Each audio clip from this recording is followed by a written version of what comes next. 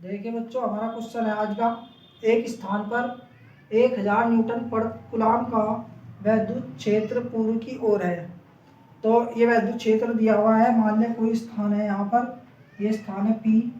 इस पर जो न्यूटन प्रति कूलाम का वैद्युत क्षेत्र है E, ये कितना है 1000 न्यूटन प्रति कूलाम।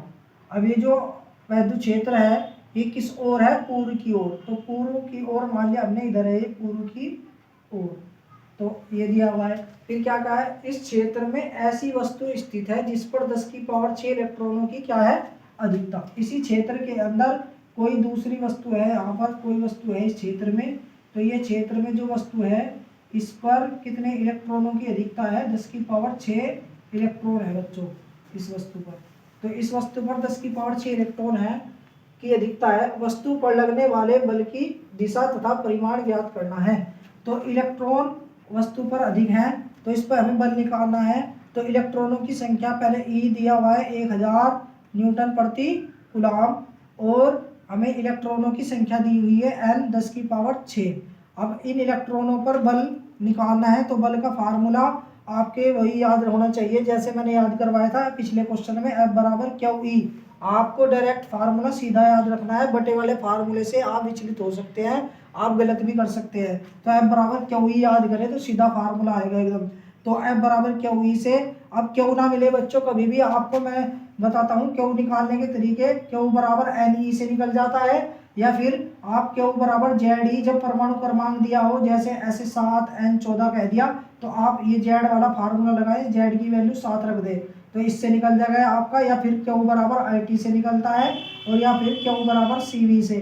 तो आवेश के बहुत बेहतरीन तरीके हैं, आप इन्हें याद रखें। तो Q बराबर NE से, अगर N की बात हुई तो Q बराबर NE से, अगर परमाणु क्रमांक है तो उसके परमाणु क्रमांक से निकाल लो ZE से, या धारा दी हुई है तो IT से, अगर धारिता वोल्टेज दी हो तो Q बराबर CV से। तो फिलहाल हमारा Q बराबर NE से ही हमारा आवेश आ जाएगा। तो हम इसकी वैल्यू रख देंगे NE बड़ा E। तो F बराबर ये आ गया, और N की वैल्यू कितनी दी हुई है? 10⁶।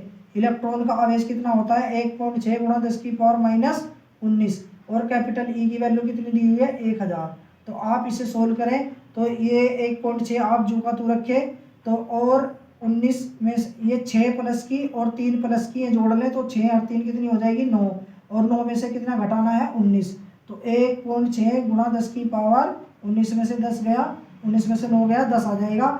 तो बल हमारा 1.6 गुणा 10⁻10 न्यूटन का लगेगा इस वस्तु पर। ये जो वस्तु है इस पर कितना बल लगेगा? अब ये पूर्व की ओर थी तीव्रता, तो बल इस पे लगेगा 1.6 गुणा 10⁻10 न्यूटन। लेकिन अब इसने ये पूछा था कि दिशा भी बताइए।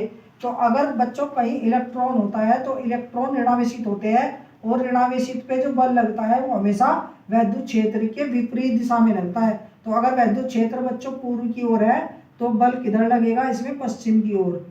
अब ये किस पे लगेगा? ऋणावेश पे, यानी कि इलेक्ट्रॉन पर। अगर बच्चों आपको क्वेश्चन में कोई धनावेश दे दिया आपने आपको, और वैद्युत क्षेत्र की तीव्रता किधर है? पूर्व की ओर वैद्युत क्षेत्र की तीव्रता। और अगर यहाँ पे कोई आप धनावेश रखोगे इस क्षेत्र के अंदर प्लस का, तो उस पे बल पूर्व की ओर ही लगेगा। तो आपको ये अच्छी तरह से पहले क्वेश्चन को समझ लेना है कि क्वेश्चन में धनावेश कहाँ है या ऋणावेश। तो अगर ऋणावेश हुआ तो विपरीत दिशा में लगेगा, और धनावेश हुआ तो वैद्युत क्षेत्र की दिशा में ही लगेगा। तो अभी हमारा इलेक्ट्रॉन दिए हुए थे प्रश्न में, तो इलेक्ट्रॉन पे कैसा आवेश होता है? ऋणावेश।